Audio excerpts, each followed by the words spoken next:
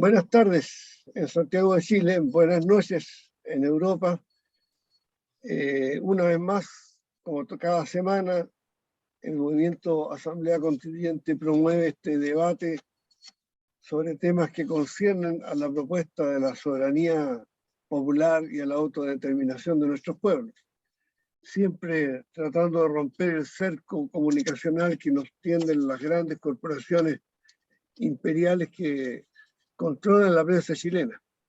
Y además rompiendo los tabúes que la élite parlamentaria ha acostumbrado a nuestro público a que hay temas que no se tocan. Y uno de los temas que no se tocan en la política chilena es la influencia del capital extranjero, de los intereses transnacionales desde hace mucho tiempo. Aquí no se habla del rol de Estados Unidos, por ejemplo, en el golpe contra Salvador Allende, ni el rol de Estados Unidos en la instalación de Patricio Aylwin como presidente de la República en 1990. Son temas tabúes. De manera que en el foro de hoy vamos a conversar sobre esta situación de movimientos internos, ¿no? En que sectores que han estado manifiestamente en línea con Estados Unidos, sobre todo en la campaña de hostilidad que tiene Estados Unidos hacia los gobiernos democráticos y de avanzada en América Latina, están ahora entonces festejando prácticamente el resultado de la última elección presidencial. Hay un Twitter del embajador de Estados Unidos en que se alegra del triunfo de Gabriel Boric y le recuerda que somos grandes amigos, Estados Unidos y Chile, que vamos a seguir trabajando juntos. Hay un comentario del Washington Post de ayer, ¿no?, en que habla de las bondades que tendría el gobierno, el presidente electo, para retomar una senda en América Latina, lo que ellos llaman una nueva izquierda. Y hay un agresivo comentario de Daniel Oppenheimer. Para los jóvenes que no lo conozcan, es una de las plumas más autorizadas al servicio de la política exterior norteamericana, un argentino, que por cierto trabaja en CNN en Atlanta, en la que señala que si Boric se distancia del Partido Comunista y se acerca más a las posesiones de la Concertación, podría ser el líder de la nueva izquierda en América Latina. Exactamente esto fue lo que se dijo cuando triunfó Alan García, que triunfó con un discurso de izquierda y terminó siendo uno de los regalones de Washington, entregándole la cordillera de los Andes a las transnacionales mineras de Estados Unidos. De manera que ahí hay mucho que decir y hay poco que leer, porque la prensa chilena de esto, como digo, no se habla. Antes de entrar en materia, permítame hacer un paréntesis para saludar con mucho respeto y congoja a la familia de nuestro entrañable amigo Luis Polo Lillo, fundador y director del Canal 3 de La Victoria, que desde que inició sus transmisiones en la comuna de Pedro Aguirre Cerda, pero con llegada a todo el área sur poniente de Santiago, fue un entusiasta militante del movimiento Asamblea Constituyente. Él llegaba con su cámara a todos nuestros eventos, a todos nuestros seminarios, nos entrevistó allá mismo en el local varias veces y una enfermedad desgarradora arrasó con su cuerpo físico y hoy día no está presente, pero sus ideas, su enorme ejemplo lo pudimos ver latente en el funeral. Esta mañana en el crematorio del Cementerio General se juntaron cientos de jóvenes, toda su familia, sus compañeros de lucha, y le hicieron un vibrante homenaje que nos conmovió en lo más profundo de nuestro ser. Es este saludo entonces a Luis Polo, haciendo presente que él era de la primera línea en la lucha por las ideas. En Chile, sobre todo, eso tiene mucho sentido. Probablemente en el resto de América Latina, en otros países de Europa, no sea tan decisivo salir al paso lo que diga el Mercurio, La Tercera, CNN, Cooperativa, Radio Bio Bio, Radio 1, todo este monopolio o duopolio de medios de prensa, radio y televisión, siendo Chile el único país de América Latina que tiene instalada una estación de CNN en nuestro territorio, ¿no? Que por cierto está muy bien pagada por las empresas mineras extranjeras. De manera que esta es una labor de primer rango el que cumplía Polo, y nosotros seguiremos en esa línea, y de ahí la importancia de este programa.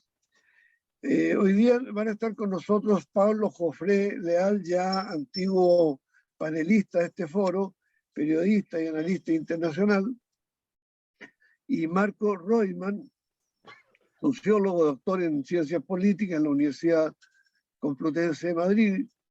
Yo creo que es chileno-español porque, bueno, no es chileno, pero el acento español, después de tantos años que tiene, se le ha pegado. Yo estuve 3 meses en España y salió hombre hablando con los modismos españoles. Me imagino Marco, que lleva más de 40 y tantos años allá y además haciendo clases en la universidad.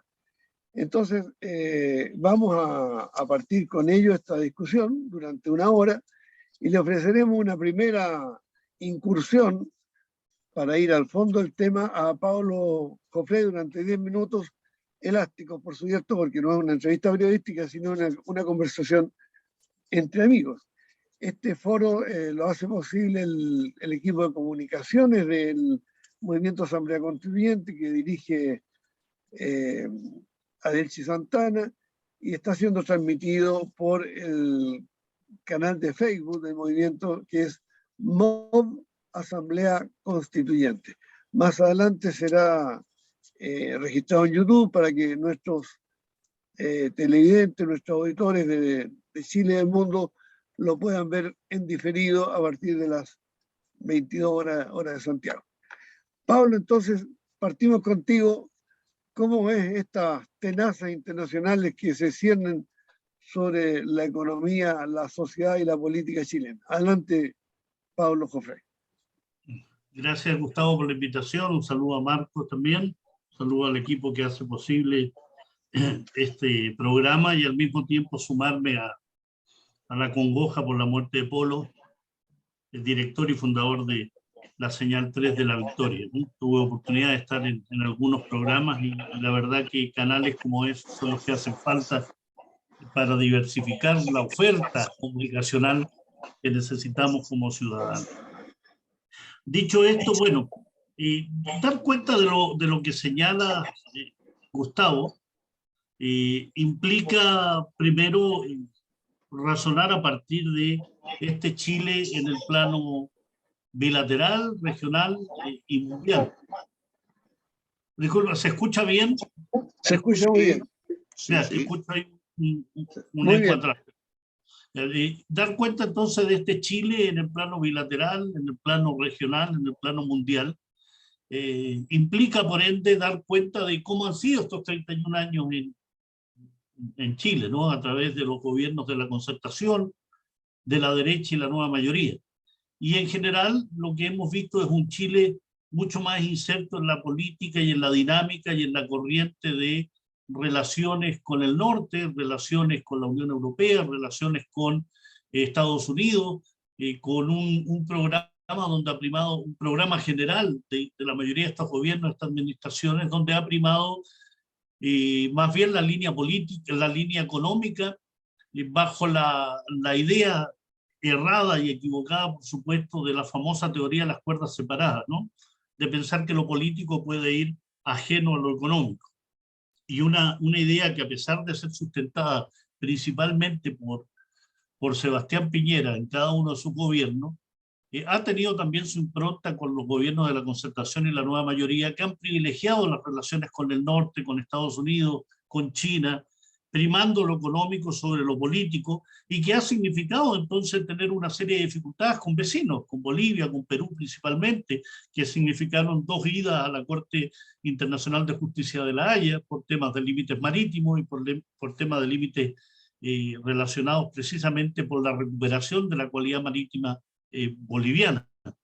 Disputas también con Argentina que no han dejado de estar presentes, campos de Hielo Sur y otras delimitaciones que han mostrado una debilidad y una falta de la Cancillería chilena en cuanto a buscar primero las soluciones a estos temas fronterizos que generan resquemor, que generan escozor, que generan dificultades con los países vecinos, y que muestran, por tanto, una Cancillería chilena mucho más abocada a tratar de saltarse del patio, un patio que le ha incomodado a estos gobiernos de la concertación, la nueva mayoría y la derecha, y buscar entonces esta especie de prenda, de tesoro, ¿no? Este anillo del Señor de los Anillos fuera del territorio regional. Y al mismo tiempo, sobre todo sumándose en la etapa de Sebastián Piñera, a una política absolutamente digitada desde Estados Unidos en materia de Venezuela, que ha marcado mucho de la política exterior de Sebastián Piñera, sumándose al Grupo de Lima, sumándose entusiastamente a una política de desestabilización de Venezuela en compañía de uno de los presidentes más cuestionados, de uno de los estados y sus gobiernos más cuestionados en materia de derechos humanos, con estrechos vínculos con el narcotráfico, con los paramilitares, como es el gobierno de Iván Duque y el uribismo como marco político e ideológico que guía a esos gobiernos en Colombia. Chile se ha sumado entusiastamente a eso. Y se ha sumado en forma entusiasta no solo en los vínculos con Colombia y lo que ello significa en la desestabilización de Venezuela, sino también de aquellas políticas orientativas desde Washington respecto a América Latina que provienen precisamente de Washington y que tienen a Colombia como el eje de esas políticas, por ejemplo, en las relaciones con el sionismo en América Latina, donde Colombia es uno de los pilares principales. No es casual que Colombia sea uno de los centros de entrenamiento de policías y ejército en América Latina, donde tiene una presencia importante Estados Unidos, con 8 bases militares en ese país, y donde también hay una presencia del sionismo importante y vínculos con Chile a través de vínculos con seguridad, vínculos con la industria militar. En ese plano, entonces, me parece que la elección de Gabriel Boric reviste entonces la necesidad de revisar lo que ha sido la política exterior chilena. Y si consideramos que uno de los principales ejes de la política exterior del programa de Gabriel Boric, así definido en el programa, es recuperar la vocación multilateralista, promoviendo agendas de futuro. Ellos hablan de una vocación latinoamericanista respetuosa de los derechos humanos, del derecho internacional, de la cooperación, de los tratados internacionales, la sustentabilidad. Implica entonces una revisión de lo que hasta ahora se ha hecho. Implica, por ejemplo, en temas medioambientales, donde los gobiernos de la concertación, la nueva mayoría y la derecha en general, a pesar de ser patrocinadores de ciertos acuerdos, simplemente no han rubricado con su firma ese tipo de tratados. En el plano de tratados internacionales relacionados con el medio ambiente, principalmente, el derecho internacional, la promoción del respeto al derecho internacional en todos los ámbitos. Hasta ahora lo que hemos escuchado desde el programa de Gabriel Boric es más bien del programa, de su campaña y de las definiciones, ha sido a lo que fue conducido principalmente en los debates, en aspectos comunicacionales, en aspectos de difusión. Cuba, Nicaragua, Venezuela, repetitivo permanentemente, pero muy pocas palabras, muy pocas líneas discursivas, muy poca narrativa respecto a qué hacer con Estados Unidos, por ejemplo. No es que Chile le pueda exigir algo a Estados Unidos, ¿no? Pero qué hacer con Estados Unidos en materia de ser uno de los principales patrocinadores, uno de los principales impulsores de políticas de agresión, de invasiones, de irrespeto al derecho internacional, un país que sanciona, embarga, chantajea en forma unilateral, muchas veces violatoria del derecho internacional, un país que además promueve a través de sus múltiples vínculos la tensión, la amenaza a la paz y el quebrantamiento de la paz, que podríamos ubicarlo en lo que significa el capítulo 7 de la Carta de las Naciones Unidas. ¿Qué va a pasar con ese Estados Unidos? ¿Qué va a pasar, por ejemplo, con Marruecos con respecto a su política de ocupación y colonización del pueblo saharaui, de la República Árabe Saharaui Democrática, y la ocupación que hay del Sáhara Occidental? ¿Qué va a pasar con ese reino, visto los vínculos que tiene Chile con el reino de Marruecos, visto el financiamiento de candidaturas políticas hechas a través de la Embajada de Marruecos en Chile, que tiene una presencia de lobby muy importante?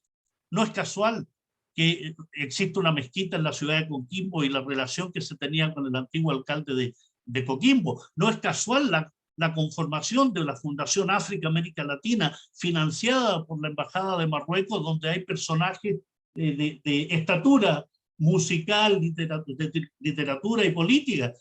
El señor Rodríguez Elizondo, el pianista Roberto Bravo, donde hay Mario Toral y otra serie de personajes que han sido parte de esta fundación. ¿Qué se va a hacer con las relaciones con el régimen israelí, que lleva una política de colonización y ocupación de Palestina hace 73 años a la fecha?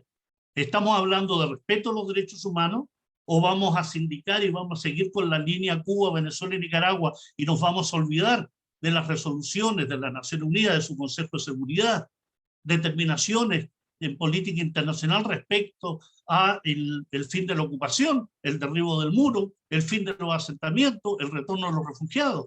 Es decir, ¿cuál va a ser el eje entonces de la política exterior? ¿Solo recuperar la vocación multilateralista? Y eso implica entonces entrar en conflicto con Estados Unidos, uno de los pilares de los ejes de lo unilateral. ¿Cómo se va a recuperar el prestigio internacional de Chile, que es otro de los ejes de la política que tendría el mandatario electo? ¿Cómo se recupera el prestigio internacional? ¿Se recupera saliendo del Grupo de Lima? ¿Se recupera entonces entrando en una política de relación con nuestros vecinos? Perú, que tiene un nuevo gobierno, Bolivia, que tiene un gobierno de un año a la fecha, con impulsar entonces una línea de trabajo con el conjunto de los gobiernos, o separar los gobiernos por progresistas, violadores de los derechos humanos. ¿Cómo se va a hacer? Eso es un desafío, eso es una incógnita que no presenta, aún no presenta líneas definidas de trabajo. Y sin duda, las relaciones exteriores no fueron parte, no tuvieron un aspecto, una línea protagónica en lo que fue la línea final de la segunda vuelta, ¿no? ¿Cuándo salió el tema internacional? Cuando estuvo el tema migratorio, ¿no? El tema frente al incremento de la corriente migratoria, principalmente por el norte chileno, que sirvió más que buscar soluciones a lo migratorio, que sirvió para criticar a Venezuela sin poner el acento en la responsabilidad de Estados Unidos en muchas de las crisis de los países del mundo. ¿Ah? Porque siempre se habla de Cuba y Venezuela, en el caso de América Latina, los gobiernos mediocres, los gobiernos irrespetuosos, los gobiernos violadores de los derechos humanos, pero no se habla de la política de desestabilización que llevan a cabo precisamente contra esos gobiernos.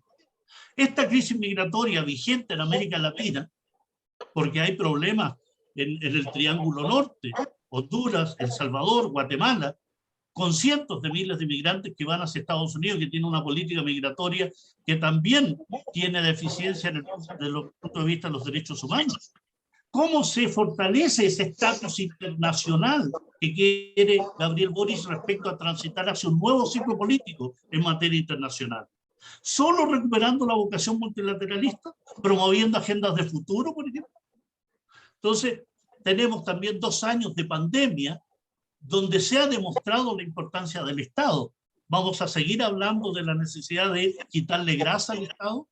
¿Vamos a seguir con la política en política exterior de tener relaciones comerciales, tecnológicas y de todo tipo de ámbitos solo con un sector de la humanidad y con otro sector dejarlo de lado? Si algo ha demostrado la pandemia es que se necesita tener líneas, caminos, mecanismos de cooperación.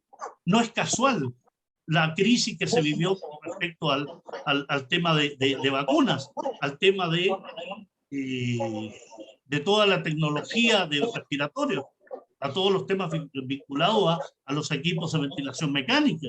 ¿Qué se va a hacer en el plano como desafíos con el tema migratorio, la crisis climática, el narcotráfico, la crisis político-humanitaria que se vive en muchos países del mundo, no solo en Venezuela? ¿Qué se va a hacer en el contexto de la cooperación sanitaria? Todos esos puntos, todas esas interrogantes, que creo, Marco, Gustavo, que van a ser elementos centrales de la política exterior que se nos viene. Porque no solo la política exterior responde a los desafíos actuales, tiene que responder también a las demandas que la ciudadanía tiene respecto a esos desafíos. Estamos en un cambio de época, estamos en un cambio que permiten dimensionar lo internacional desde un punto de vista de mayor cooperación, de mayor integración, de ser más multilateral, o vamos a seguir enfrascados en una política donde rige las líneas políticas, directas e indirectas, ya sea por el leading from behind que hace Estados Unidos, de actuar desde atrás, o vamos a tener una línea independiente, soberana, que nos permitiría, por ejemplo, tener vínculos con Irán, tener vínculos con Turquía, tener vínculos con Rusia, con China, o vamos a estar supeditados a que el secretario de Estado norteamericano del momento le diga al presidente del momento que si tenemos relaciones con China en forma económica y establecemos que vengan empresas tecnológicas a nuestro continente, tenemos que someternos entonces a las sanciones que Estados Unidos nos da. Eso en países pequeños, débiles como el chileno, es un peligro. Imagínate que esa misma política es la que establece Estados Unidos contra Alemania, por ejemplo. Ah, usted quiere seguir con el gasoducto entre Rusia y Alemania, le dijo en su momento Angela Merkel, entonces yo la voy a sancionar. ¿Ah? Es decir, si un país como Alemania, con toda la potencia económica, política que tiene, está supeditada a las amenazas y chantajes norteamericanos, entonces estamos también en un tremendo desafío de poder no solo recuperar el prestigio internacional, no solo el prestigio de una diplomacia que ha sido mermada, sino también tener una política donde nos muestre bien parados, con soberanía, con dignidad. Y eso significa posicionar al país como un actor serio en el plano internacional y no sujeto a los vaivenes que te marque uno u otro país. Creo que esos son desafíos, creo que son los ámbitos que hay que moverse en lo económico, en lo político, en lo medioambiental, los derechos humanos, la cooperación internacional, el tema migratorio y el tema de las exigencias del respeto a los derechos humanos, más allá de lo que marque la agenda comunicacional, política de los poderes hegemónicos. Gracias, Pablo, por tu completa y muy matizada intervención. Antes de darle la palabra a Marco Reutemann, quisiera consultarte, Marco, si tú te puedes referir a la reunión que tuvo el presidente de Estados Unidos, Biden, con 102 países, entre los cuales estaba Chile, como tratando de crear un nuevo bloque de países leales a Estados Unidos en abierta confrontación con el eje Rusia-China, ¿no? Esto fue hace pocos días y la prensa en Santiago tampoco le dio mucha relevancia, pero como todos sabemos, estas cosas se hacen con sigilo, pero detrás tienen mar de fondo. Así que bueno, te ofrezco la palabra, Marcos, para tu primera intervención. Bueno, antes que nada, agradecer la invitación y desde luego me sumo al pesar por la muerte de Luis Polo Lillo. Algunas cosas sí sabía de él, no nos conocimos, pero sí desde luego su trabajo en el canal mismo, ¿no? Y por otra parte, hoy justamente estaba viendo un vídeo de él con unos compañeros españoles que habían viajado y le habían hecho la entrevista en La Victoria, y donde él le mostraba pues todo el trabajo de radiodifusión que hacían, ¿no? Esos son los compañeros de Voces en Lucha, no sé si los conocéis bien. Yo voy a intentar desde luego cumplir las obligaciones que me ha planteado Gustavo Ruz de hablar un poco de esa reunión, pero en definitiva lo voy a dejar, si se quiere, casi para el final. La intervención de Pablo yo creo que me evita muchas cosas porque yo creo que ha sido clara, contundente y ha puesto los elementos sobre los cuales se tiene que fundamentar una política exterior. A mí me surgen más bien cuestionamientos, ¿no? En función, después de haber leído el programa de Boric en política internacional, y por otra parte esos cuestionamientos tienen que ver también con el papel que juega Chile en el contexto internacional. Pablo ha dicho que el imaginario sobre Chile, no hay que recuperar la imagen internacional. Bien, yo podría decir desde mi posición en España que la imagen internacional de Chile es curiosamente una imagen que es difícil de entender para los chilenos. Es decir, es un país exitoso, es un país que ha logrado incorporarse a las grandes dinámicas de la economía de mercado, es un país incluso que aún teniendo desigualdades, es un país que ha sabido enfrentar los retos de la globalización. Eso es lo que el lobby chileno en el exterior ha sido capaz de ir construyendo, ya no en la época o no durante la tiranía de Pinochet, sino diríamos desde los gobiernos de Elwin hasta el gobierno de Piñera, es decir, da igual 8 que 80 desde el punto de vista de lo que se podría llamar el partido del orden, no ese partido transversal, ¿no?, que se construyó en Chile. El problema que habría que preguntarse, yo estoy de acuerdo con Pablo, es cuál es el lugar que ocupa Chile en el contexto internacional. ¿Es un país aliado o es un país subordinado?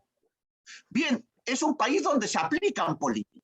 El único momento de voluntad política que Chile logró la soberanía, la independencia y el proceso de autodeterminación, recordémoslo, estaba en el gobierno de la Unidad Popular en Chile, ¿no?, una de las 40 medidas de recuperar justamente esa relación internacional, ¿no?, con aquellos países que Estados Unidos consideraban, ¿no?, enemigos en tiempos de Guerra Fría. Estamos hablando en tiempos de Guerra Fría.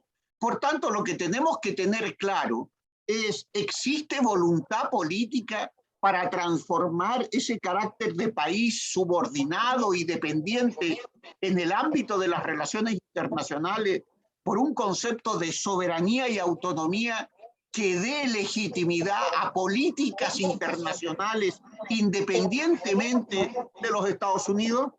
Mi respuesta es negativa, ¿no? Ya quisiera yo que la voluntad política fuera por otro lado. Ni se trata de ser ni pesimista ni optimista, sino fundamentalmente realista. Es decir, Chile forma parte de ese traspatio colonial o traspatio de los Estados Unidos, ¿no?, donde se aplican políticas. Bien, eso lo ha dicho desde Ricardo Lagos para tomar de vuelta ese imaginario. Hay 3 personajes en Chile que son fundamentales en política exterior, más allá de Bachelet, que hace turismo internacional, ¿no? Es fundamentalmente Ricardo Lagos, Alejandro Foxley, ¿no?, por otro lado, cuando fue ministro de Asuntos Exteriores de Bachelet, no de Hacienda con Elwin, donde él dijo que Pinochet tenía que ser reservado un alto lugar en la historia de Chile, porque había logrado poner a Chile, ¿no?, en el lugar que le corresponde en el término internacional, mucho antes, dice él, que los Estados, mucho antes que incluso que Reagan, mucho antes que Thatcher, y eso es lo que Foxley ha ido recorriendo. Recuerden ustedes que fue ministro de Asuntos Exteriores y no es un tema menor. Ricardo Lagos, la crisis, por ejemplo, de la rebelión popular, bueno, como queramos enfocarlo, de octubre del 2019, se recorrió el mundo y España fundamentalmente señalando que era no una crisis producto de las desigualdades, de las injusticias sociales, sino por el contrario, el triunfo del proyecto que se había desarrollado en Chile y que lo que eran protestas por querer más, es decir, por querer una mejor redistribución de los beneficios de la riqueza generada durante 30 años o 35 años, ¿no?, de lo que era el proceso, entre comillas, democrático en Chile. El imaginario, por tanto, en el exterior de Chile es muy por el contrario, va contracorriente, es decir, explicarle a los estudiantes o explicarle a colegas, y eso tiene que ver con lo que también se habló de los medios de comunicación, la televisión española, la prensa escrita, todo lo que son las redes, hacen un imaginario de Chile que lo que hace es entender las revueltas, la rebelión, la protesta, ¿no?, como un problema de insatisfacción dentro del éxito del proyecto, y cuando no, criminalizarlos. Es decir, son los primera línea, son los violentos. Por lo tanto, se trata de salvar ese imaginario de Chile, y que en el fondo yo creo que en esa perspectiva hay desde luego El otro que me faltaba era el secretario general de la OEA, ¿no? Nuestro querido amigo, ¿no? Insulza, que en definitiva, ¿no? También es vocero de esta posición internacional y que ahora se expresa en el Grupo de Puebla, ¿no? Ese grupo de progresistas, ¿no? Articulado fundamentalmente a esta dimensión. Por lo tanto, yo diría que Chile tiene un problema básico, no un problema, o sea, en política internacional, no tiene ningún. Y yo diría que lamentablemente, leyéndome el propio programa, por ejemplo, en el programa de hoy no tiene por qué, porque no estamos ante un camino a la transición al socialismo, no es eso, es decir, se trata de otro elemento diferente. No hay ninguna alusión al imperialismo, por ejemplo, como concepto. Tampoco lo hay en términos del capitalismo como concepto. Y sin embargo hay una aceptación, ya lo decía también Pablo, ¿no? En esta línea de los acuerdos que se han firmado de los tratados de libre comercio y en el respeto además a la articulación de esos tratados de libre comercio que, como todos sabemos, Europa, la Unión Europea, ha ido ahora a Chile no hace mucho a ratificar esos convenios justamente antes de que la convención constituyente entre pueda o no pueda tener algún tipo de decisión en términos de política internacional, es decir, nacionalizaciones, recuperación de los recursos hídricos, del cobre, del litio, etcétera, etcétera, etcétera. Es decir, en definitiva, en ese ámbito de la política internacional, América Latina Chile, irá ligado fundamentalmente a la OEA y al TIAR, es decir, a la Organización de Estados Americanos y al TIAR, el Tratado Interamericano de Defensa Recíproca, con todos los elementos, más los tratados de libre comercio, más aquellos factores que definen, ¿no?, la Unión Europea. Es decir, en ese sentido no va a haber ningún cambio. Y todo eso ligado también a una necesidad, que ahí voy a enlazar, de los Estados Unidos de contrarrestar la pérdida dentro de la transición del capitalismo analógico al capitalismo digital, de lo que es el control, de lo que es la cibernética, las nuevas tecnologías que en estos momentos está liderando China. China y en cierta medida Rusia, pero lo ponemos en China. China evidentemente representa el problema básico para Estados Unidos y necesita desde esa perspectiva también, si se va a enfrentar a China en términos geopolíticos, que lo hace, en términos también militares, necesita la parte de atrás que no se le muevan las olas, para decirlo en chileno, ¿no? Es decir, que no le muevan mucho los pollitos del gallinero. Necesita, por tanto, ¿no?, un frente seguro que le permitan estos de los aliados enfrentar la guerra tecnológica, política y económica con China. Eso ya lo hizo en el siglo XVIII, en el siglo XIX, y evidentemente está presente como un problema de pérdida de los Estados Unidos, que es lo que en definitiva no articuló el propio, iba a decir George Bush, no me voy a ir tan atrás, es decir, Donald Trump. En definitiva, digamos, esa lógica sobre la cual se construye la necesidad de una hegemonía de los Estados Unidos fundamentada en recuperar lo que ha perdido, ¿no?, que es fundamentalmente esa guerra tecnológica. Guerra tecnológica que le implica también una transformación en el ámbito militar, en el ámbito estratégico, en el ámbito de recuperar también no solamente aliados, porque va a ejercer presiones sobre los aliados, pero Chile es un país subordinado, donde tiene muy poco que ofrecer, no salvo las materias primas que ya se las ha regalado. Es decir, en definitiva, desde ese punto de vista, Estados Unidos tiene un problema, pero no es con Chile en tanto cuanto Chile, sino es cómo enfrentar la pelea hacia Oriente si atrás tiene un país como Venezuela, ¿no?, máximo reservorio de petróleo y de gas natural en el mundo. No se lo puede permitir. No se puede permitir tampoco que China entre, ¿no?, a América Latina desde el punto de vista de que no tiene la misma manera sobre la cual negocia. No estamos hablando de bien y mal, sino que estamos hablando justamente de esa pérdida de hegemonía de los Estados Unidos que le ha llevado a esa reunión, porque en definitiva son los factores que le harán posible mantenerse a nivel internacional como el factotum, que en eso sí lo decía Reagan desde el punto de vista del unilateralismo. Estados Unidos tiene aliados en Europa Occidental, sí, pero recordemos la OTAN.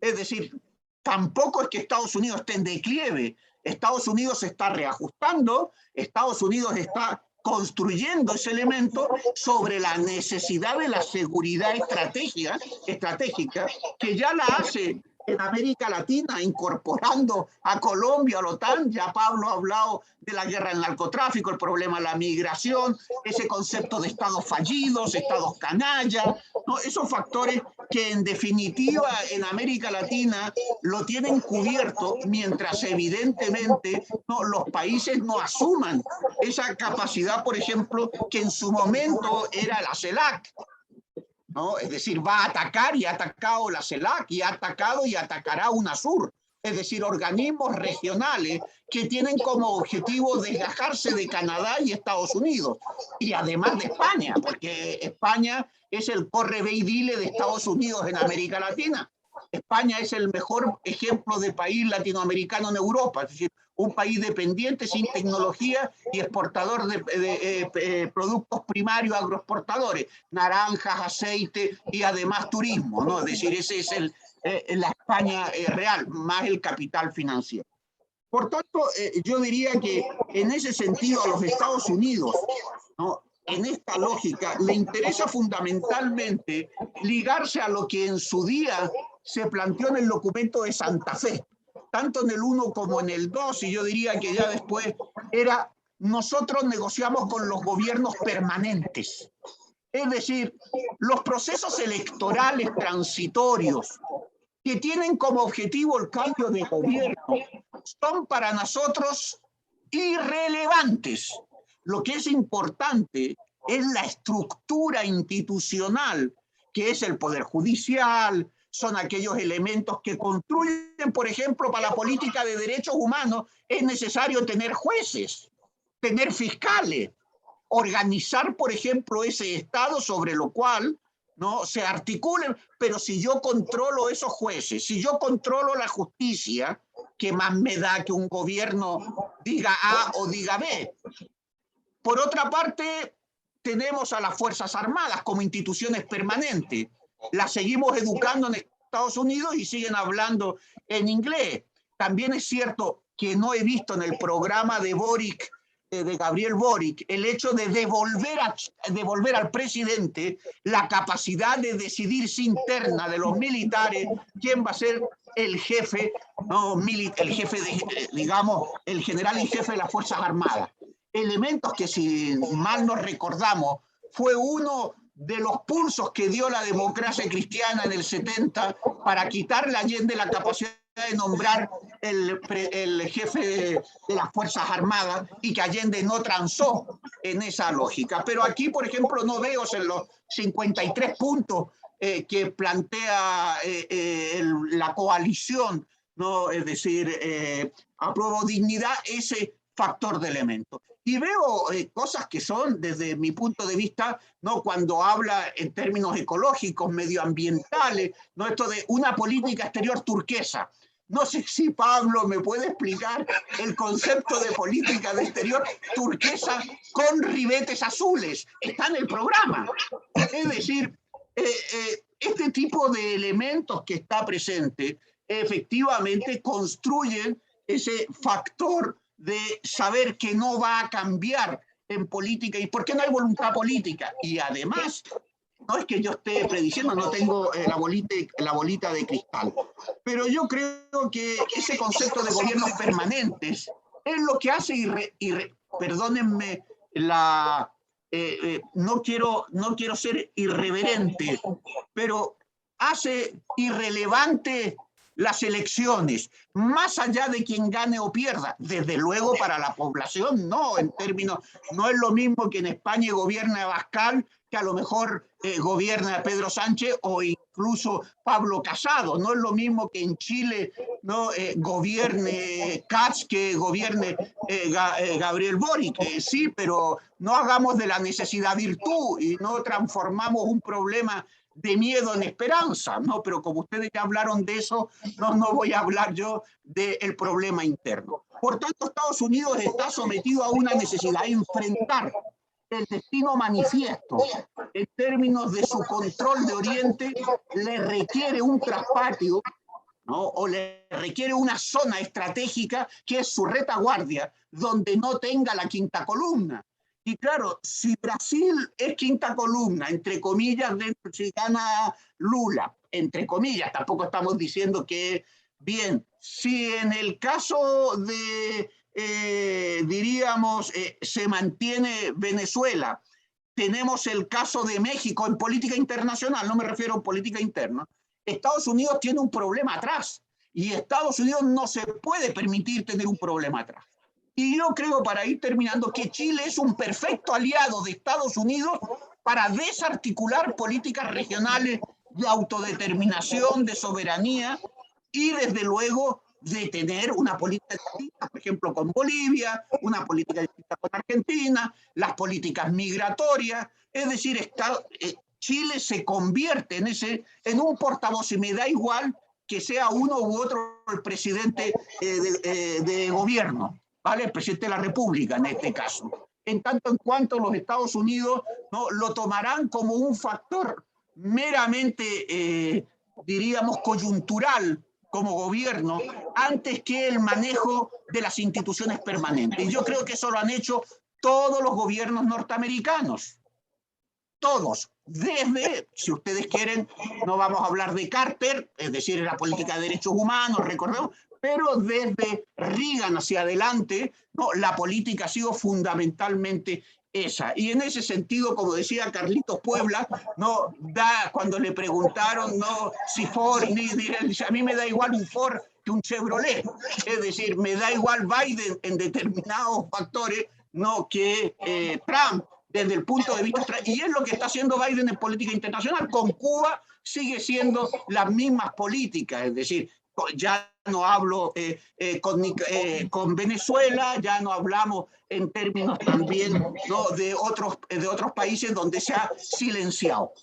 Yo creo que ya con esto lo que he querido es profundizar en lo que había dicho Pablo, porque estoy de acuerdo con él y planteándote la respuesta de que Estados Unidos necesita esa frontera de atrás que le sea posible, entre otras cosas, no como en la Segunda Guerra, es decir, en la Segunda Guerra Mundial, ¿no? Tener esa reserva estratégica de materias primas que también en esta política del buen vecino, es decir, los vecinos éramos los latinoamericanos y los buenos eran los Estados Unidos, ¿no? Es decir, con todos los precios que se dio.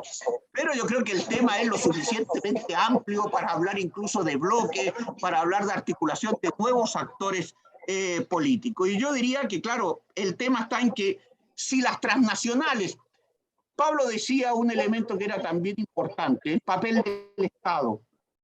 Voy terminando. Allende, disculpen que uno a lo mejor estoy yo muy pasado de moda y cito a Allende, a lo mejor no debería.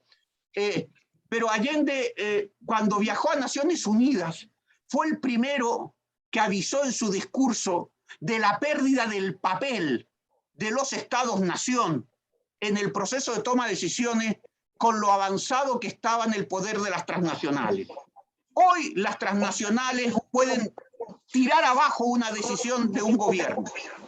No me extrañaría nada y de hecho por eso el programa de Boric no dice nada, porque las transnacionales son mucho más fuertes que los estados-nación, que además no, para eso están, para cumplir los tratados internacionales que desde la década de los 80 no están en esta lógica neoliberal de la transición del capitalismo analógico al capitalismo digital. No sé si he contestado a la pregunta, pero al menos he querido a lo mejor exponer elementos para la discusión. Sí, bueno, evidentemente todo esto es para la discusión. No vamos a sacar Claro, no vamos a sacar conclusiones formales, a someter a votación una declaración, ni mucho menos. Son enfoques que nuestra opinión pública en Chile desconoce mayoritariamente y que tienen que ver con que al ser conocidos desvirtúan los mitos de la política interna. O sea, la política interna se basa en mitos que son, bueno, son mentiras, son falsificaciones y se mantienen gracias al sigilo, a esta cosa, a esta diplomacia de pasillo, ¿no? De altas cúpulas que hacen acuerdos. Siempre en Chile ha habido un operador de la política exterior de Estados Unidos. Recuerdo, antes de pasarle la palabra a Pablo Jofré, y podría referirte tú a esto, Pablo, exactamente el 1 de mayo del año 2006, cuando Evo Morales, recién iniciado su gobierno, nacionaliza el petróleo y los hidrocarburos en general, ¿no? Esto fue a las 10 de la mañana, en un discurso ante los trabajadores. Bueno, a las 4 de la tarde, nótese, el mismo día a las 4 de la tarde, le responde ni más ni menos que Alejandro Foxley, canciller de Chile, o sea, el país vecino, le dice al presidente constitucional de Bolivia que ha cometido un grave error porque eso va a producir un enorme caos y una serie de consecuencias nefastas para toda América Latina. Esa es la expresión catastrofista que usa Foxley, que por cierto, para Estados Unidos era el mejor ministro de Relaciones posible, obviamente. Y como lo han sido los sucesivos ministros de Relaciones Exteriores, como el señor Heraldo Muñoz y otros. También tenemos otro ex canciller, el señor Insulza.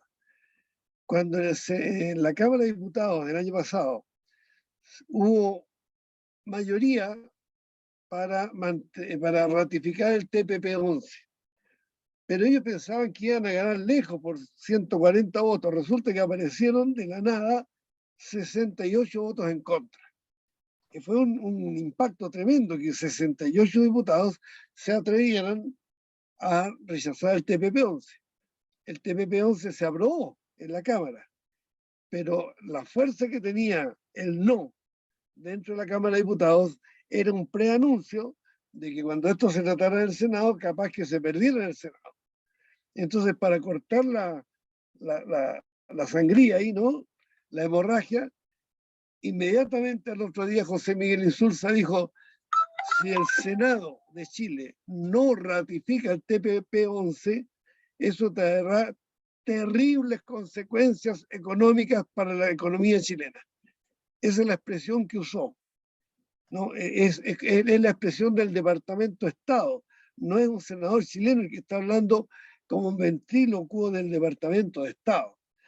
Uso este concepto porque a Chile vino Pompeo y le dijo a Piñera, esto se ascendió en la prensa, no es un secreto: usted no debe ir a China y no debe hacer negocio con Huawei, ¿no? Y se fue Pompeo. Bueno, resulta que al poquito, a los 30 o 60 días, el señor Piñera, que sabe mucho de negocios, fue a China y fue con sus dos hijos, y sus dos hijos aparecieron como testaferros de sus negocios secretos en China, ¿ya? Avalados, por cierto, por Eduardo Frei Ruiz Tagle, expresidente de la República, que tiene excelentes relaciones con el Partido Comunista Marxista-Leninista de China, ¿no?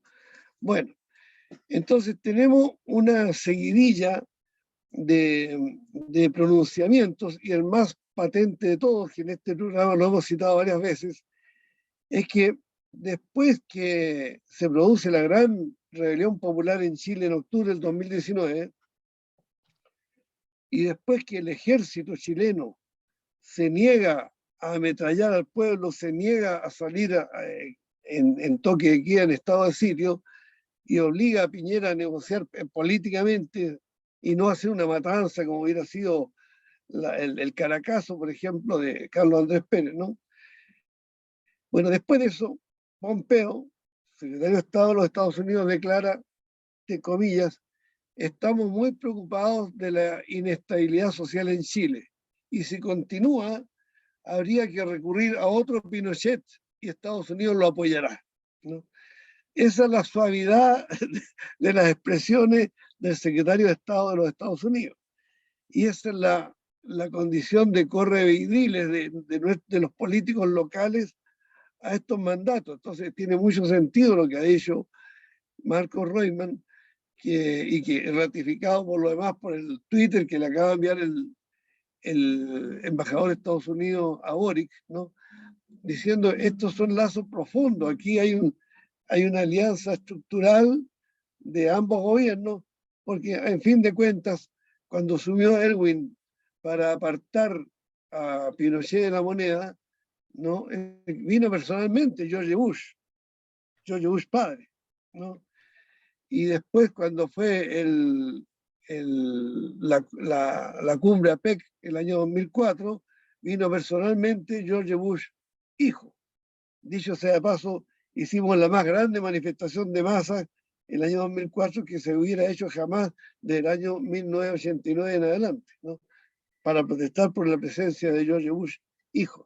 Es decir, aquí hay toda una trama de vínculos que a veces aparece, a veces está bajo la superficie, pero son muy eficaces y tienen que ver con la economía, con las Fuerzas Armadas, con la política.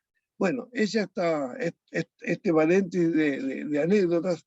Le ofrezco la palabra a Pablo Jofré para su segunda intervención en un rango de 5 o 7 minutos, por favor, Pablo. Ok. Bueno, y no voy a adentrarme en lo que Marco sostuvo, porque eso queda más bien a consideración, creo yo, de nuestros televidentes, pero sí coincidir en varios aspectos que señala, ¿no? Más bien quiero enfrascarme en lo que va a venir, ¿no? Lo que se está sosteniendo y que está expresado en el programa de Gabriel Boric. La dificultad radica que fue un programa que tuvo muchos cambios desde el inicio hasta el final en la segunda vuelta, ¿no? Entonces, el tema es con qué parte del programa nos quedamos, con el que empezó o con el que terminó. Ese plano se va a resolver cuando se nombre el canciller. ¿De dónde va a salir el canciller? ¿Va a salir de las filas del Frente Amplio? ¿Va a salir de las filas del partido de la Prodignidad, entre ellos el Partido Comunista? ¿Va a salir de unas filas que no son de Prodignidad? Es decir, se va a recurrir a la vieja guardia, tan vilipendiada en años anteriores, que son los que tienen la experiencia en política exterior en este momento.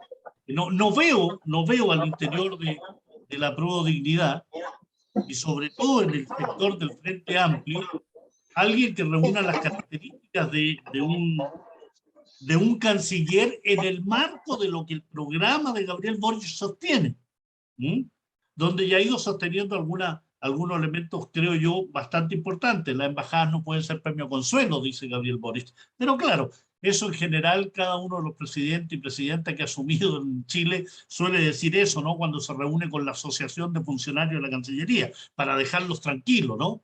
Que es una asociación muy corporativa, muy que los embajadores tienen que salir de nuestra fila y no de otro lado, pero en general hay embajadores políticos que deben ser nombrados en función de lo que es la orientación política exterior del gobierno en curso. Hay elementos que también me señalan y que va a ser lo que en un momento señaló Marco respecto a que se negocia en el plano internacional con estructuras estatales más que con aspectos de gobierno, ¿no? Los gobiernos son pasajeros, las estructuras estatales están ahí, y por tanto, cuando se habla de dar un giro en política exterior, como lo plantea la Prodignidad, causó inquietud, ¿no? Causó inquietud en la derecha, causó inquietud en los partidos de la exconcertación, porque en general en nuestro país se ha repetido en forma como un dogma de fe, ¿no? Casi un dogma de fe. Chile tiene una política de Estado, y esa política de Estado es la que permite mostrar seriedad ante el mundo. El mundo ve a Chile como lo ve porque tenemos estabilidad jurídica, porque ve certeza en lo que puede hacer. Esos son verdaderos dogmas de fe que han estado establecidos en nuestro país. Y eso son méritos que suelen exceder, que cambian, que saltan a los gobiernos, a los partidos políticos. Quizás por eso el propio Boric ha sostenido: vamos a tener una política de continuidad. ¿De continuidad con qué política? La teoría de las cuerdas separadas de Sebastián Piñera, la teoría de ser más multilateral y tener mayor relaciones con América Latina, una política de continuidad en el aspecto migratorio, en la relación con los países latinoamericanos, una política de continuidad con una OEA dirigida por Luis Almagro, una política de continuidad con tratar de disolver y hacerle zancadilla a organizaciones como se le hizo a UNASUR y tratar de crear entonces una organización que sea la Alianza del Pacífico. ¿Cuál va a ser la política de continuidad? Un interrogante. ¿Qué va a pasar con Bolivia? Ya ha habido palabras de Boric respecto a que la soberanía no se negocia y hay políticas de Estado, es decir, política de continuidad con Bolivia. Es decir, no se va a negociar nada que tenga que ver con intercambio, con el eje territorial, posibilidad de recuperación de la cualidad marítima boliviana. Es decir, ¿dónde está la nueva política exterior en ese plano?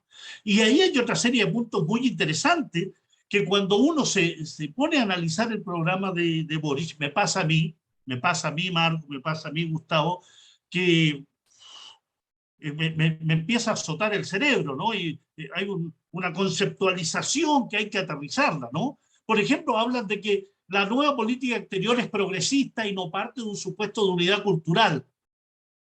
¿Ah? Porque ese supuesto unidad cultural se halla implícito en el concepto del interés nacional. Entonces, por tanto, se está reconociendo una pluralidad en la comunidad política. Por tanto, hay que reconocer también la pluralidad de los pueblos que habitan este territorio. Por tanto, se sostiene, ergo, se avanza hacia una política exterior plurinacional. ¿Cómo se aterriza eso? ¿Cómo se aterriza hasta lo que llama este programa una visión expansiva de los intereses de la comunidad política y es escéptica, dice escéptica, de las perspectivas que lo reducen exclusivamente a intereses comerciales, estamos de acuerdo, y a la soberanía westfaliana? Recordamos a nuestros televidentes que la soberanía westfaliana o soberanía estatal lo que hace es reconocer un principio que es un principio del derecho internacional en que cada Estado tiene soberanía exclusiva sobre su territorio. Vamos entonces a ser escépticos sobre esa soberanía sobre el territorio. ¿Eso es lo que me está diciendo el nuevo programa? A lo menos merece discusión. Se rechaza el neosoberanismo. ¿Qué es el neosoberanismo? ¿Tiene que ver algo con el neocolonialismo? ¿Tiene que ver con los intereses de las grandes potencias sobre nuestros países? Entonces dice, este programa, esta idea que está promoviendo la nueva política exterior, es reconocer que los intereses de la comunidad política, que es una comunidad política, por tanto, plurinacional, está vinculada a las agendas comunes de la humanidad. ¿Cuáles son? El medio ambiente, el tema de género. Por tanto, eso requiere multilateralismo según esta nueva política internacional. Hablan de asegurar la autonomía externa. ¿Qué es asegurar la autonomía externa? Entonces, ¿cómo se come esa idea de una aproximación progresista, dicen ellos, que promueve por medio de alianzas ad hoc la creación y ampliación de bienes públicos a nivel regional y global? Les prometo que esta lectura me generó la toma de más de 2 aspirinas para tratar de entenderlo. ¿Qué es una alianza ad hoc para crear bienes públicos a nivel regional y global? Alianzas ad hoc son alianzas oportunistas, pragmáticas, con visión estratégica. Entonces, habla también de tener consonancia y tener un trabajo en conjunto con la tradición de la izquierda democrática. Entonces entrar a definir qué es la izquierda democrática. Boric ya lo dijo en algún momento, ¿no? Eso es el socialismo libertario, donde este nuevo proyecto progresista va a otorgar prioridad a América Latina. ¿De qué forma? Propiciando entonces líneas de trabajo, ejes de trabajo, donde las iniciativas tengan convergencia regional, en particular con Perú, Bolivia y Argentina. Y desde el punto de vista, y aquí le respondo a Marco, desde el punto de vista de la estrategia diplomática, este programa habla de cultivar un enfoque de tipo intensivo al apostar por una diplomacia de nicho. Y un ejemplo de este nicho lo dan diciendo, bueno, el tema medioambiental, la crisis climática, la crisis migratoria, es una diplomacia de nicho. Y eso se va a hacer por medio de una política exterior turquesa. Entonces yo tuve que acudir a esta especie de atlas que hay de pintura para saber cómo se hace el color turquesa, ¿no? El color turquesa combina el verde con el azul. Entonces, una política exterior turquesa es combinar los componentes ambientales tradicionales, el verde, con la protección de administración del océano. Protección de administración del océano, que es el azul. Entonces, eso nos da una política exterior turquesa. Suena bonito, ¿no? Suena lindo, suena colorido.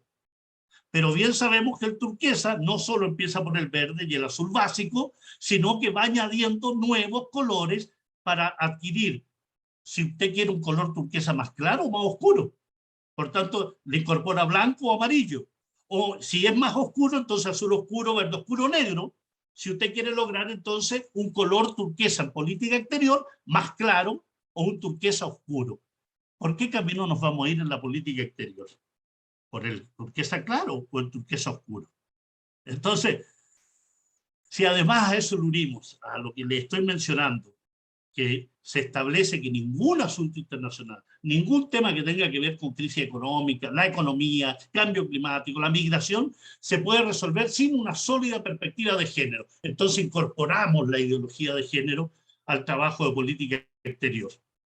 Y eso implica también, entonces, la actualización y modernización de los tratados comerciales.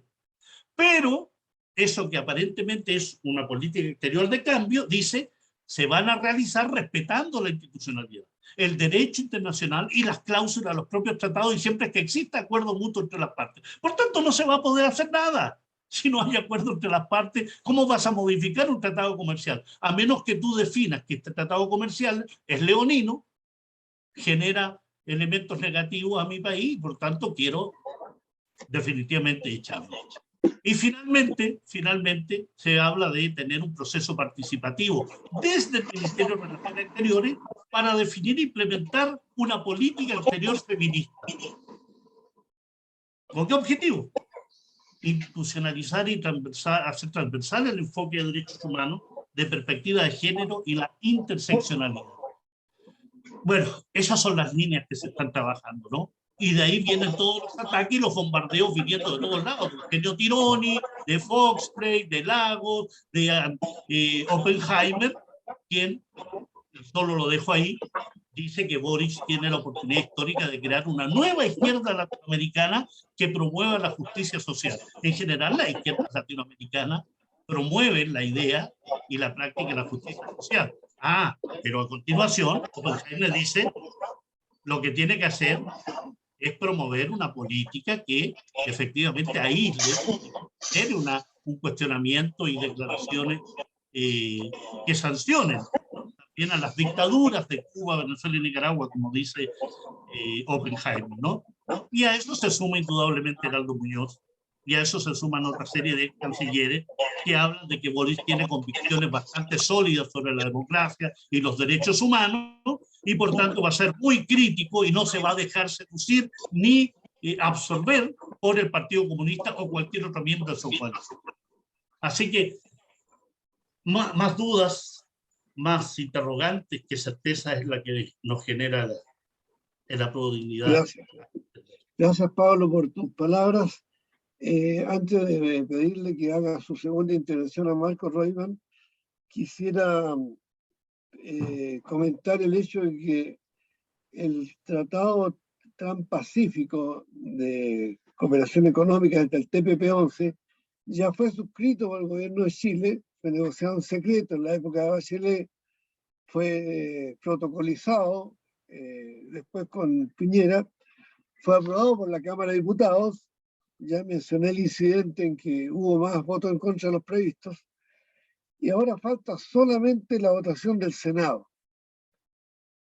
Y el Senado, en el último comicio del mes pasado, quedó constituido exactamente por la mitad de sus miembros de los partidos Renovación Nacional, UDI, Evópoli y Republicano. O sea, bastaría un senador, uno de la concertación, para que haya mayoría para aprobar el TPP-11 en último trámite. O sea, después de eso no queda nada más, porque ya los trámites anteriores fueron dados. Entonces tenemos la espada de Damocles ahí, de que ya lo hemos tratado el tema en otros foros en esta reunión, de que el TPP-11 contiene cláusulas que son mucho más normativas, más profundas, más restrictivas que la propia constitución política del Estado. Pero como la Convención Constitucional tiene prohibición legal de referirse a los tratados internacionales, prohibición legal, es decir, está castrada en su potestad soberana y no puede tomar ninguna decisión que interfiera con los tratados internacionales. Entonces tenemos el hecho de que perfectamente la Convención Constitucional va a sacar su constitución el año 2022, por ahí por septiembre, va a haber un plebiscito de salida, y en cambio el 12 de marzo próximo, en 3 meses más, a partir de la nueva legislatura, el Senado va a tener mayoría para aprobar el TPP-11. No necesito explicar que José Miguel Insulza, por ejemplo, Lagos Weber, que han sido campeones del TPP-11, van a votar a favor, y otros senadores que no han dicho esta boca es mía, porque generalmente detrás de estos silencios está al acecho la coima o la presión que le hacen los poderes fácticos a los honorables senadores y diputados para que se pronuncien en aquellas materias que son convenientes a los intereses transnacionales. De manera que en este sentido, las amarras internacionales podrían ser bastante más embarazosas, por decir un término suave, que la propia Constitución y la propia presencia de uno u otro inquilino en el Palacio de la Moneda. Le ofrezco la palabra a Marco Reutemann. Nada, muchas gracias. Yo estoy aprendiendo mucho, ¿no? En esta conversación y en este diálogo, ¿no? Sobre todo porque sobre Chile es difícil fuera, más allá de las pasiones, las emociones, ¿no? Y los hechos intestinales, poder establecer un diálogo en función de los programas, en función de esa realidad. Yo comparto, yo empezaría diciendo que no le podemos pedir peras al olmo. Es decir, en el fondo, la propuesta en estos momentos, yo creo que cuando hablamos qué va a ser el futuro presidente, las presiones que hay por uno o por otro lado, también están condicionadas por el imaginario político que en el exterior hay de Chile. Chile no puede caer en su proyecto, es decir, en la economía de mercado y en las lógicas sobre las cuales se construye el neoliberalismo. Es necesario apuntalar el proyecto, es necesario a lo mejor cambiar algunos de los elementos para que pudiera dar continuidad. Es decir, yo creo que lo nuevo se refiere más bien, ¿no?, a remozar el edificio, es decir, aquellos elementos de los cimientos que se están cayendo, hay que apuntalarlos. Y en eso, todo, desde los Estados Unidos hasta la Unión Europea, van a apoyar a un presidente con esas características, ¿no? Es cierto que, y yo estoy de acuerdo con Pablo, no sé cómo va a ser ese futuro, creo que no tenemos esa bolita de cristal, creo que hay que esperar, ¿no? Ya lo decía el presidente electo, intentará en enero dar una primera lista de los que van a ser sus ministros, con la finalidad de ir viendo también hacia dónde se mueve.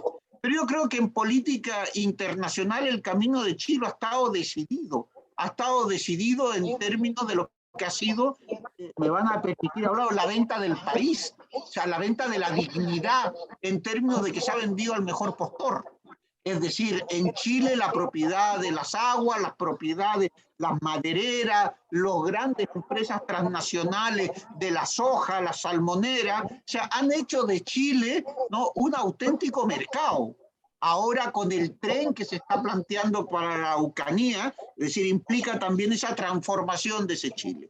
Por tanto, si hablamos de cambio y continuidad, ¿qué es lo que es el cambio y qué es lo que es la continuidad? ¿Iremos hacia un capitalismo verde? Porque en el fondo, en definitiva, de lo que se está hablando es de hacer un capitalismo, ¿no?, aunque no se habla de capitalismo, pero hablamos de medio ambiente, de ser respetuosos con el medio ambiente. Pero ¿cómo se puede respetar el medio ambiente con la desertización, con el agotamiento de flora y fauna, ¿no?, con los procesos de extinción, con las expropiaciones de las tierras comunales? ¿Cómo se puede hacer esa política, tanto exteriormente como internamente?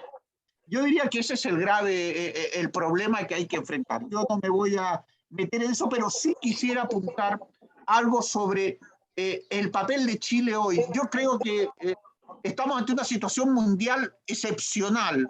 Yo diría que es un colapso planetario. La discusión va más allá, ¿no? Tenemos la pandemia, tenemos todos estos factores, y yo creo que evidentemente hemos pasado de pensar un mundo en paz, y pensamos en una paz con cierto grado de ritmos, ¿no?, sobre guerras regionales, conflictos regionales, pero yo diría que Estados Unidos entiende que estamos en un momento de guerra total, guerra global, pero no declarada. Los grandes, digamos, miembros del Pentágono y las Fuerzas Armadas norteamericanas, para entendernos, ¿no?, es decir, han señalado que el problema es, vivimos en una guerra ya continua, donde nos jugamos en todos los ámbitos, ¿no?, el espacio de nuestra hegemonía.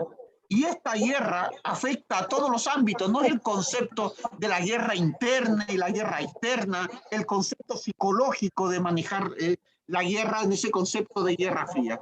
Es una guerra cuyo objetivo está también en la desinformación, están los elementos de control político, económico, geopolítico, estratégico, tecnológico, y Estados Unidos, por tanto, entiende que el enemigo que tiene enfrente, ¿no?, que es China, identificado en China, si lo vemos en ese ámbito, si no, no se puede entender, ¿no?, las lógicas, por ejemplo, ¿no?, de la detención de la gerente en Canadá, de Huawei, todo lo que es el grupo, ¿no?, tecnológico, incluso la aparición de TikTok u otro tipo de elementos de control. Estados Unidos ha señalado que en esta guerra lo importante no es matar al enemigo, sino controlar lo que ellos han llamado la guerra neocortical. Es decir, hacer que la gente piense en su lógica y en su dinámica. No se trata de matar el cuerpo, sino de controlar psicológica y políticamente, en términos de lenguaje, y culturalmente al enemigo. Es decir, hacer lo que no piense. Y si piensa, que piense en turquesa. Es decir, que piensa en esa lógica sobre la cual el sistema le permite pensar. Y en esta guerra, evidentemente, los enemigos están declarados y los aliados están definidos. Por eso, cuando también Gustavo decía hay una guerra de desinformación, no, es que en una guerra la información de un bando se da en función de la censura del otro bando. Nosotros conocemos qué es lo que ha pasado con unas vacunas en términos de la pandemia, pero desconocemos las vacunas cubanas, por ejemplo. Ya no hablo en Chile, ¿no?, que a lo mejor en América Latina el contexto se da, pero en Europa ni se habla. Tampoco se aprueban ni se habla de ninguno de los elementos, por ejemplo, que están presentes en procesos políticos o en procesos de desarrollo social diferentes de los que patrocina Estados Unidos. No se habla, por ejemplo, y habíamos dicho de Palestina. ¿Por qué van a hablar del mundo árabe en términos, dónde se va a celebrar ahora el campeonato de fútbol? Eso no es un problema solo del fútbol, es un problema de control transnacional, donde efectivamente el hecho cultural es el gran triunfo de ese capitalismo, ¿no?, en la transición digital. Yo no hablaría de un capitalismo de vigilancia, porque La vigilancia siempre ha sido uno de los elementos de los regímenes totalitarios de Estados Unidos, ¿no? Ahí lo tiene. Yo, por lo tanto, es decir, es cierto, yo esperaría un poco a ver qué es lo que va a pasar entre enero y marzo para poder establecer un poco hacia dónde va. Las presiones son muchas, el problema que yo quisiera terminar siendo provocador. Esperemos que el futuro presidente de Chile, Gabriel Boric, no se transforme en el siglo XXI en el Gabriel González Videla, no, del siglo XX chileno. Yo diría que ese es uno de los problemas que podemos estar enfrentando. Y lo dejo como problema de debate y de discusión, ¿no? De lo que significa, evidente también, esas presiones sobre las cuales se están articulando. Gobernar un país no es lo mismo que ser presidente de una federación de estudiantes, ni menos en un régimen presidencialista. Es decir, donde el presidente tiene una fuerza importante desde el punto de vista de la división de poderes. ¿Estará a la altura? No está, esos elementos que plantea Pablo en su análisis, yo los asumo e incluso los comparto. Lo que yo tengo son más bien incertidumbres con ciertos temores que me apuntan en función de hacia dónde lamentablemente va, pero no quiero ser agorero ni quiero ser pesimista. Quiero dejarlo para en marzo, si ustedes quieren, pues hacemos otra más concreta, ¿no? Sobre los nuevos ministros de Asuntos Exteriores y lo que es esa Cancillería. Yo creo que en cualquier caso no vivimos un tiempo de paz, vivimos una crisis global, total, planetaria, donde lo que se está jugando es la humanidad frente al neoliberalismo o al capitalismo. Y en eso no hay términos medios. Y Chile está en un lado de la ecuación, no en el otro. El problema es, ¿se podrá ubicar en el otro lado de la ecuación? ¿Habrá voluntad política? ¿O se querrá? Porque, bueno, voluntad política y querer está en ese momento. Lo dejo aquí. Muchas gracias, Marcos. Estamos cerrando.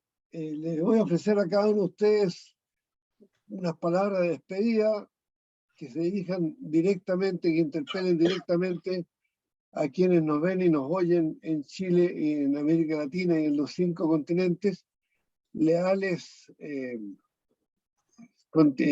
seguidores de este programa, foros constituyentes que transmitimos todos los sábados, pero excepcionalmente por ser fiesta de Navidad lo hemos transferido hoy para el día domingo. Muy cristiano los veo, muy cristiano. No hay nadie que nos interpele desde allá. Más que interpelarlo a ellos, que nos interpelen a nosotros. Sí, por razones de tiempo ya estamos cerrando. Claro, realidad, sí, difícil pero bueno, interpelar al televidente, prefiero que me interpelen a mí y a partir de ello. Sí, está bien. Yo por esta vez le voy a pedir solamente un resumen de mensaje al público. Adelante, Pablo. De mi parte yo diría que efectivamente lo expuesto aquí obedece a interrogantes, a conjeturas también. No hay, lo único claro es que no hay nada claro todavía, porque si nos vamos a basar respecto a los programas han sido violados reiteradamente por gran parte de aquellos que se candidatean desde concejal hasta presidente de la República, ¿no? Y en ese plano, entonces, qué interesante sería que la Convención Constitucional, ya que no es asamblea, querido Gustavo, que la Convención Constitucional establezca, por ejemplo, un referente revocatorio.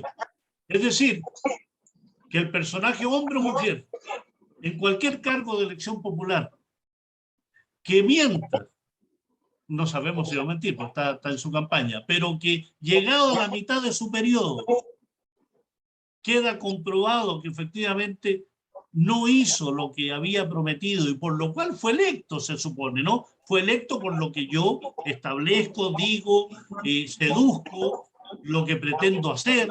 Pretendo limpiar mi comunidad de todo tipo de corrupción y resulta que en la mitad del periodo las horas extras, las horas extraordinarias se pagan como parte del de la remuneración, o le asigno a empresas de familiares el retiro de la basura o la luminaria o lo que sea. Bueno, un referéndum revocatorio es un buen elemento de democracia y de democracia directa. Señor, usted no ha cumplido y buenas noches los pastores y se me va.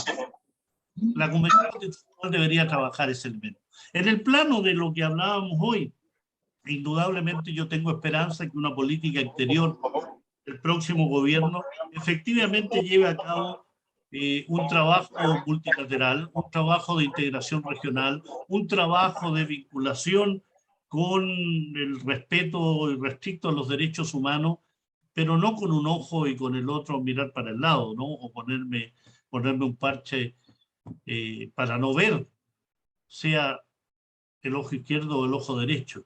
Porque si yo voy a establecer solamente el ataque, las críticas a un sector, a un lado, y voy a hacerme loco respecto a que las grandes potencias, por ejemplo, cumplan los derechos humanos, y que mi votación en el seno de la Asamblea General de las Naciones Unidas, mi votación en la OEA, mi votación en distintos espacios, foros internacionales, sea muy claro respecto al respeto a los derechos humanos.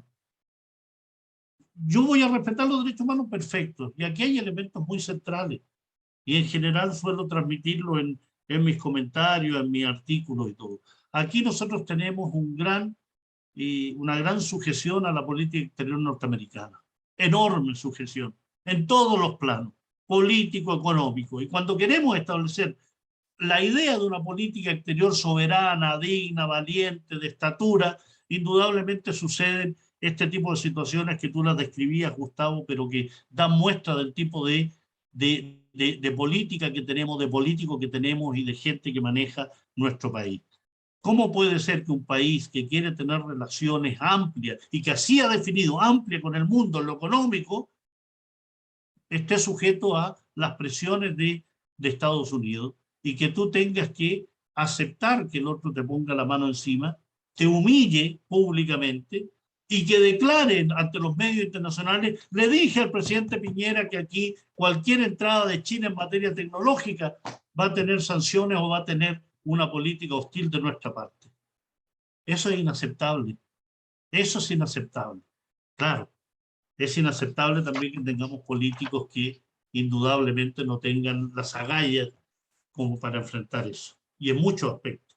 En derechos humanos, en política económica, en solidaridad internacional, en lo que usted quiera ver, quiera analizar, y espero que el próximo gobierno efectivamente, me sentiría contento, le decía yo, y satisfecho con que cumpliera un 20% de lo prometido. Creo que no va a ser así. Muchas gracias, Pablo. Y su saludo final, Marcos Reutemann. Adelante. Va a parecer que aquí estoy completamente de acuerdo con vosotros dos, no siempre, pero es que es así, no es de otra manera. Yo quisiera señalar también, ¿Chile se siente un país latinoamericano o se siente un país europeo? Es decir, si Chile pudiera sacarse del mapa, ¿dónde se instala?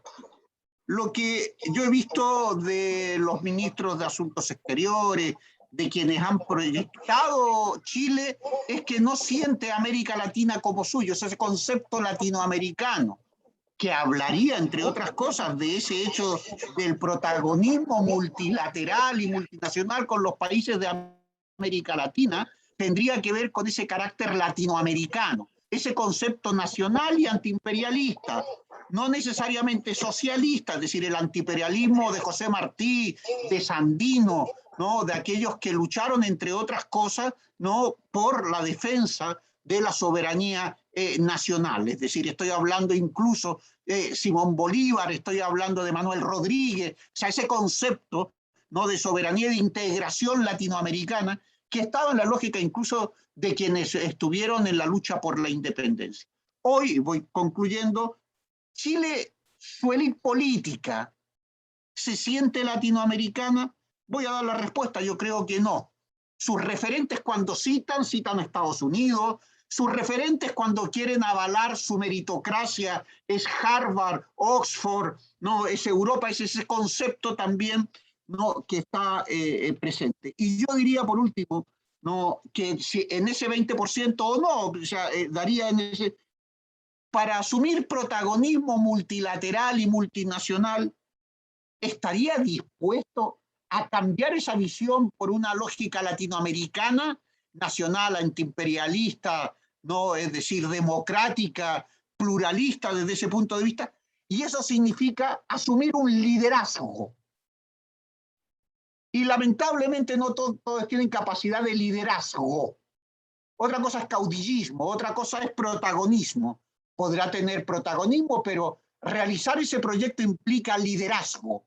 Un liderazgo en términos regionales. Vamos a decir, Merkel, enunciar un problema no significa estar de acuerdo con él, Merkel tenía liderazgo en la Unión Europea, cosa que no tiene el actual canciller de la socialdemocracia. Cuando llega y van a discutir los problemas, se le ríen en la cara y no lleva ni 10 días.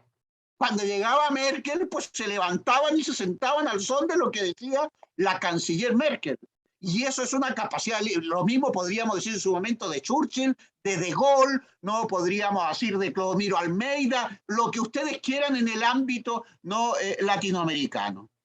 Y ese elemento también está presente, porque no es solamente buscar esa multilateralidad, sino para eso necesitamos un proyecto de liderazgo. Y estoy de acuerdo ahí con Pablo y voy terminando, y con Gustavo. Nuestra élite política no es la élite política, y no estoy hablando desde la nostalgia, no estamos hablando de políticos en el sentido literal de estadistas, estamos hablando de gestores. Estamos hablando del marketing político en el ámbito de la gestión, no en el ámbito del proyecto. No hay proyecto, hay gestión del orden. Y eso evidentemente impide cualquier liderazgo. Lo dejo aquí porque creo que la concepción latinoamericana de Chile en términos se ha perdido. Chile no está en la dinámica de la unidad latinoamericana. Muchas gracias, Marco. Como ven ustedes, estimadas y estimados auditores y televidentes, hoy día hemos tenido nos hemos zambullido prácticamente en una piscina global de la cual estamos ajenos en Chile. No es casualidad de que se hable de la política chilena como una cosa doméstica, de lo que dijo la UDI, RN, Partido Radical, Partido Comunista, ¿no?, que le contesta un ministro, que le contesta un diputado, y ignorando acontecimientos enormes que están transcurriendo a escala global. No es casualidad, es una determinación estratégica de que el pueblo chileno crea que la política chilena se basa en la constitución política vigente en Chile y en los políticos que gestionan esa constitución dentro del territorio, mientras prácticamente el 80% del Producto Interno Bruto está en manos de empresas transnacionales. O sea, es una contradicción brutal. Hace algún tiempo aquí citábamos el hecho de que Patricio Aylwin, cuando fue candidato a presidente el año 89, no habló nunca del cobre. Entonces ganó las elecciones y lo fue a ver nuestro gran premio nacional, Armando Uribe, que era experto en derecho minero.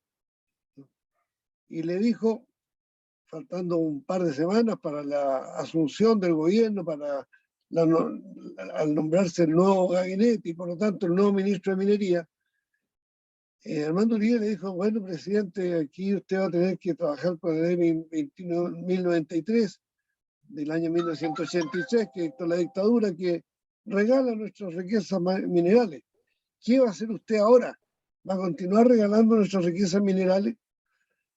Y la respuesta de Patricio Aylwin, después de un largo silencio, que lo relata circunstanciadamente Armando Uribe con esa pluma preciosa que tenía, después de un largo silencio, la respuesta de Patricio Aylwin fue la típica sonrisita que tenía, ¿no?, y el gesto de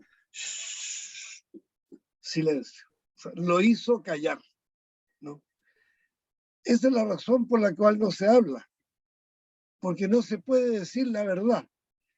Y la verdad asomó un mes después que asumió Erwin, inmediatamente, entre las primeras acciones que hizo, fue entregar el cobre a las empresas extranjeras, de tal modo que en estos 30 años ya de post-dictadura, el cobre está en un rango del 72-73% en manos extranjeras. Y el presidente electo, Gabriel Boric, no tocó este tema en su campaña. No se refirió a este 73% del cobre que está en manos extranjeras, al hecho que en Chile no hay fundición, no hay refinación de cobre, salvo en grados ínfimos, ¿no? De que no hay manufactura de cobre, y al hecho de que incluso la minería estatal, Codelco, es un antro de corrupción y una fuente en la cual los exgerentes de las transnacionales llegan a administrar Codelco por 4 años, y después de esos 4 años, con el cambio de gobierno, vuelven en una especie de puerta giratoria a las transnacionales. O sea, hacen una especie de pasantía por Codelco, desde la cual operan en concomitancia, en colusión con las empresas transnacionales, y después vuelven a las empresas transnacionales que controlan nuestra gran minería. Entonces, no es cierto que hay una gran muralla entre política exterior y política interior. El silencio que hay sobre la política exterior es porque, con lo documentado en este foro por Pablo Jofré y Marco Reutemann, las amarras exteriores que en estos 48 años el capitalismo salvaje del norte ha instalado en Chile hacen que el capital extranjero sea dueño no solo del cobre, no solo del litio, no solo del oro, no solo del océano, del fondo marino, del agua dulce, de los bosques, sino también sea dueño de la educación, de los medios de comunicación y de la política, y con una influencia en las cúpulas de los partidos políticos que en estos 30 años se han dedicado a gestionar un mecanismo de entrega de nuestras riquezas exactamente igual al que existía hace 150 años en pleno siglo XIX. Y todo eso aunado con la palabra modernidad. Tenemos la política del siglo XIX, pero nos declaramos modernos y jaguares y avanzados, y somos los ingleses de América. Es decir, esta es una montaña de hipocresía que lamentablemente, por lo menos viendo el foro entre Gabriel Boric y José Antonio Kast, no quedó para nada despejado. Sigue ahí, y como dice Marco Reutemann, concedámonos algunos meses para hacer otro foro cuando ya las señales del nuevo gobierno estén más claras, aun cuando es evidente cuál es la tendencia, ya se sabe cómo viene la mano. Muchas gracias, buenas noches, hasta el próximo sábado nos vemos en otro foro del movimiento Asamblea Constituyente. Que estén muy bien. Hasta luego, buenas noches. Buenas Feliz noches. año, feliz año. Feliz Igualmente. año. Buenas noches. Buenas noches.